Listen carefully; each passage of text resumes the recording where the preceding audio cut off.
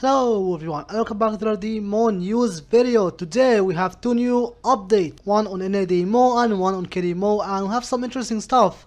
So let's get right into it. So starting off with NADMO, didn't have much.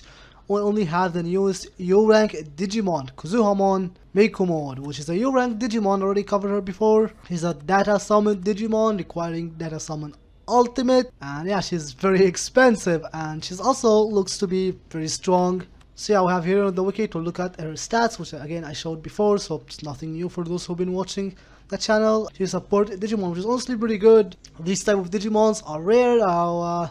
She's data and that's kind of bad, but I don't think it matters that much. She's basically the one Digimon that is not hurting that much from being data. So her F3 and F4 are her bread and butter, basically pretty good. 130 critical damage and 100% skill damage is gonna be insane.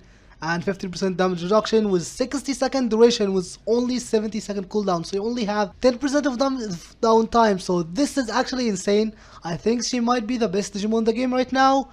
Also considering that she is in the same line with Sakuyamon, and as far as I'm aware, their buffs can stack. So if you're using her purely as a support Digimon, or basically as a support and DPS Digimon, you honestly just digivolve to Sakuyamon Awaken, give your party members a buff, and then digivolve, if you have obviously Sakuyamon Awaken, then digivolve to Miko mode and give them the other buff, and you're gonna have your teammates absolutely stacked.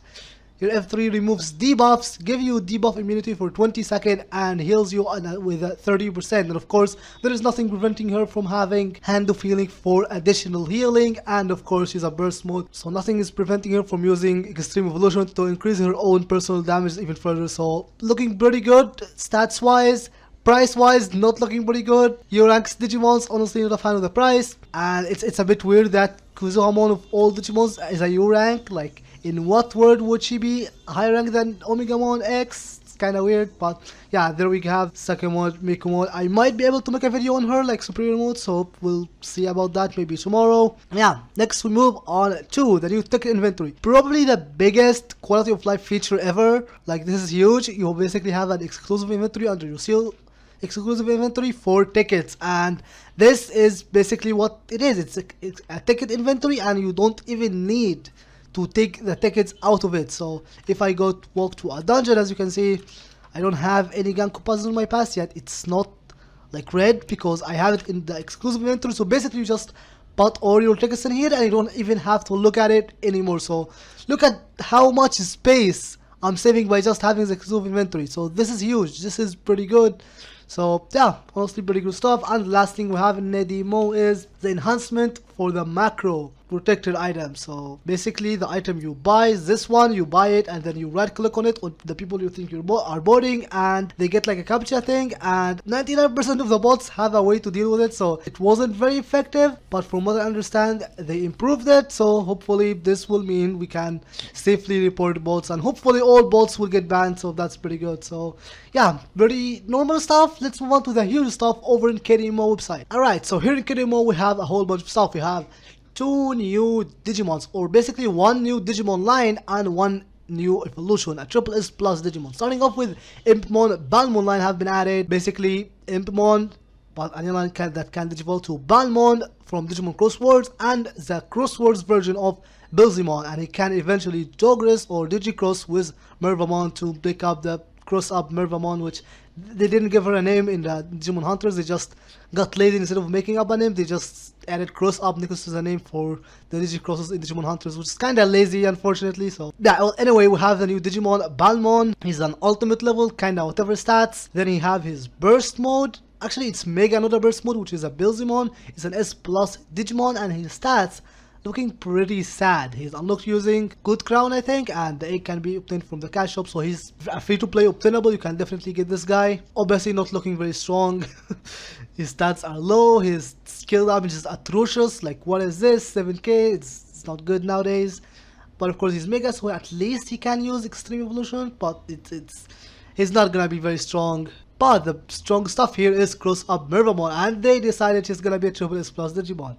Again, kinda silly in my opinion. I don't know in what world would Mervamon be the same level as Shoutmon Cross 7 and Omegamon X. Like, This is the same level of as Darkness Baalmon. Like, hello? Did no one watch Cross Wars in the making of this?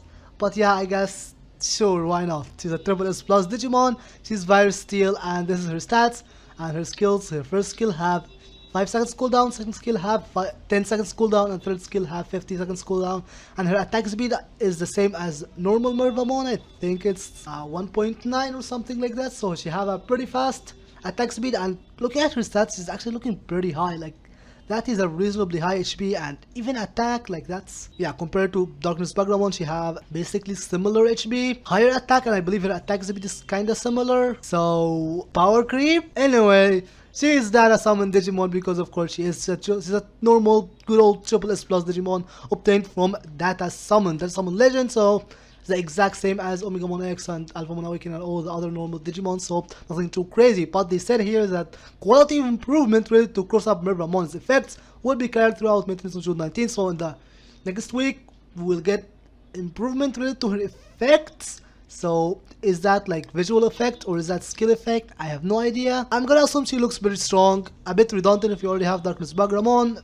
But next we have is actually pretty good improvements. We have the dungeon UI have been added to a couple of dungeons: Fanglongmon Dungeon, Royal Base, Gankumon Dungeon, and Shadow Labyrinth. So basically the dungeon entries have been changed from just clicking to the NPC to a UI like this, and this is huge. This is not just an UI improvement, because all the dungeons that have a UI have received some new changes. So yeah, all dungeons that have a UI will now have a re-enter button after you finish it. So basically you don't have to leave the dungeon, or in some situation leave the party and invite everyone again, or you just gonna have to click re-enter, or your party leader will have to click re-enter, and all of you guys will reload again into the dungeon. Of course, as long as you meet the criteria, so as long as you all have tickets in your inventory or whatever, and all party members accept the re-enter. Basically similar if you played Genshin Impact, it's basically the same. When you do domains and co-op, you don't have to leave the whole domain and enter again. You just click re-enter and it will reload the dungeon again. So that's what it is. So pretty good stuff. But we also have some slight improvement to the dungeons, and from what I read, it's nothing too crazy. I think the main stuff is that Gankumon Training Ground have gotten a buff, and that is basically after the changes that when Gankumon is defeated, it's gonna summon a Huckmon, and after you defeat Huckmon, you obtain the existing rewards, and additionally, you get the Gankumon Training Random Box, which gives you one of the random boxes from other days as well. So yeah, you basically get the same reward and then a random reward of other days of the week. So this is huge. This is a pretty decent buff, and Shadow Lab got a lot of stuff but for me that's just yapping. I don't know what the heck this means, but like Shadow Lab, like who cares? Nobody does that. So I'm just gonna ignore it. Real Base also got some slight changes. You're gonna get the 30 data fragments from easy mode. I think the data fragment is this, so you get like 30 of this, which can make the 10x antibody data. Like, kinda who cares about this item? So you can, I don't even know how to use it. Like, I don't know, it's, you just craft X antibody data with it. Yeah, this is definitely one of the changes of all time. So I'm not gonna do much. And for hard mode, I think that's what it means, like general, easy, and no uncommon. I'm gonna assume common is normal, easy mode, and general is hard. You get 5 antibody data, so I don't know if that's a relevant change, but sure, why not? And yeah, that's it in terms of the update. The AP event this time includes Option Change Stone, which is good. But speaking of Option Change Stone, Renewal Stone is getting deleted. Yep, that's right, the Renewal Stone function and acquisition is gonna get deleted. So the Renewal Stone, so this item is gonna be, it's not gonna be deleted, but it's not gonna be obtained anymore, because we're getting changes to Option Change Stone. Yep, that's right. Next week on the 19th, we got the improvement of the Option Change Stone function that will be applied on June 19th, 2024. So the function of an acquisition of the Renewal Stone will be deleted, and items will be excluded from reward sandboxes, and we have the whole list on how you obtain renewal. You will no longer get renewal from it. So that's good, because Option Stone is getting improvement. I don't know what does that mean. What's it gonna be? We'll find out next week. Hopefully this is gonna make it easier to get perfect accessories, so maybe something like locking an option. So if you have something like this, where like you have evasion and you don't want to reroll the whole thing, maybe it will allow you to only reroll one option like that. Avoid, who cares about this, let me reroll it please, you know, that kind of thing. So hopefully it's gonna be something that's good. And yeah, so I don't know what it will be, but I'm very excited for it. And of course the renewal is honestly a bit redundant, so I'm kind of happy they got rid of it. But there's a catch here.